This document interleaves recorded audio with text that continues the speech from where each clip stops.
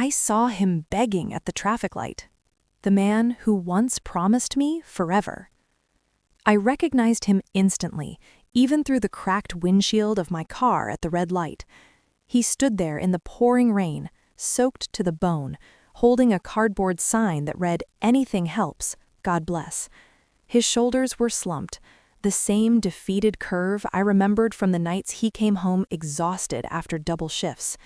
But now his face was gaunt, eyes hollow, beard streaked with gray that hadn't been there before. The man begging for change was Elias, my ex-husband, the one who vanished 12 years ago without a goodbye, leaving me drowning in unexplained deaths and whispers of betrayal. My hands gripped the steering wheel until my knuckles turned white. The light turned green, horns blared behind me. I couldn't move. Cars swerved around, cursing. All I could do was stare at the ghost of the man I once loved more than life itself. I pulled over 2 blocks away, heart hammering.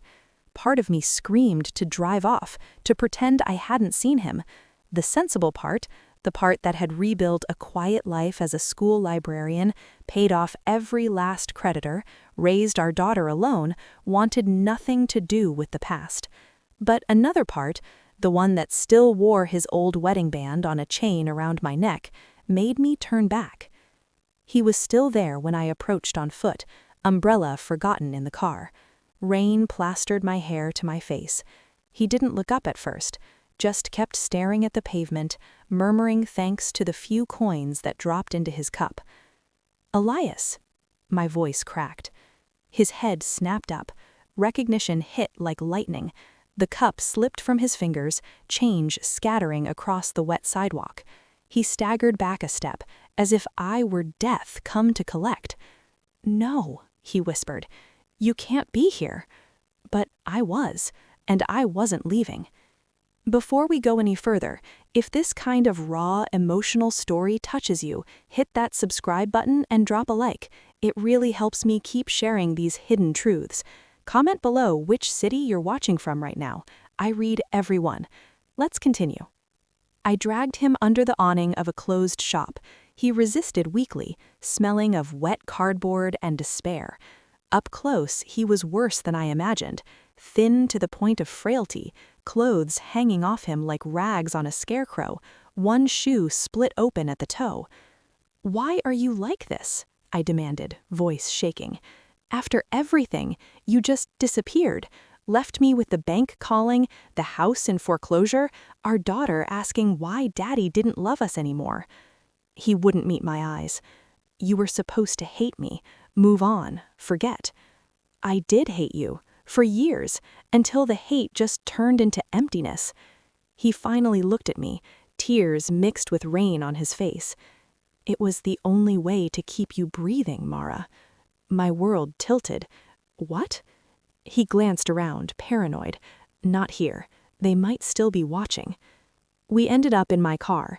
He sat in the passenger seat like he didn't belong there, hands folded in his lap as if afraid to touch anything. I drove to a quiet diner on the edge of town, bought him coffee and a plate of eggs he barely touched. Then he told me. 12 years ago, Elias had been the lead engineer on a massive infrastructure project, bridges, highways, billions in public funds. He discovered the bids were rigged, money siphoned through ghost companies owned by powerful politicians and contractors. When he tried to report it quietly, they didn't just threaten him. They showed him photos of me at the grocery store, of our daughter at school, of me walking home alone at dusk. One accident, one slip in the shower, one car that doesn't stop, and she's gone. He begged for another way. They laughed.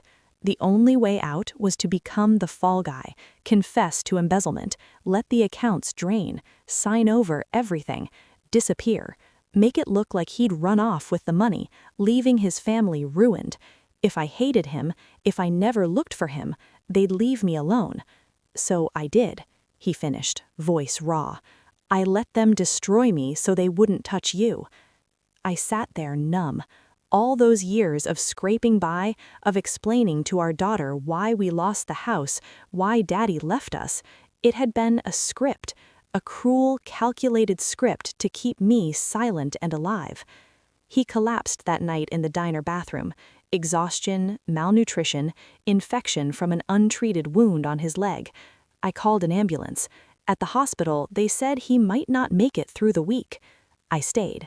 In the dim room, machines beeping, I held his hand.